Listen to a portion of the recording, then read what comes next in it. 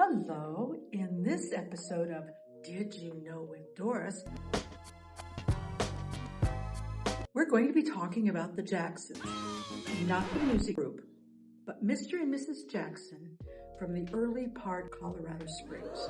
We'll begin with the Mr. Jackson, that is William Sharpless Jackson.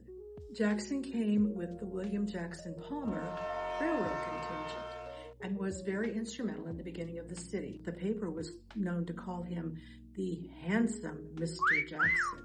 As he said to his first wife when he proposed, "I am a businessman and that's all I'm ever going to be." The Denver Rio Grande West was in receivership. In other words, it was failing big time. And he was appointed by the judge to take it over.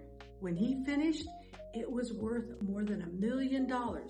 And this is in the 1880s time frame. Perhaps you know his first wife. She was the author Helen Hunt, whom Helen Hunt Falls is named for, not the actress Helen Hunt. She'd come to the region at the behest of her doctor, who wanted her to go to a warm, dry, sunny climate. She married at 21 to Lieutenant Edward Hunt, and they had 2 children. The first one died at the age of 11 months. Her husband died in 1863, and her second son died in 1865. She started writing as a way to deal with her grief.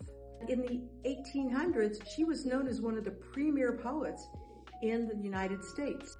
Now, Helen was not one to take part in what she called hobbies, but then she became involved toward the end of her life with the plight of the Native Americans. She wrote to many people. She traveled, studied the Mission Indians in Southern California. Nobody was paying attention. So she wrote A Century of Dishonor about all the treaties the government had made with the natives, peoples, and the results of those. And finally, in desperation, she wrote a novel called Ramona. She wrote it to highlight what was happening, and it was an incredibly popular book. But of course, people fell in love with the love story.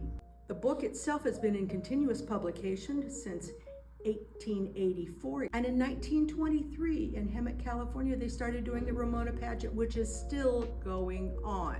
On a side note, I wanted to let you know, I have been interpreting Helen Hunt Jackson's life for more than 20 years, just in case you wondered if I knew what I was talking about. I know stuff.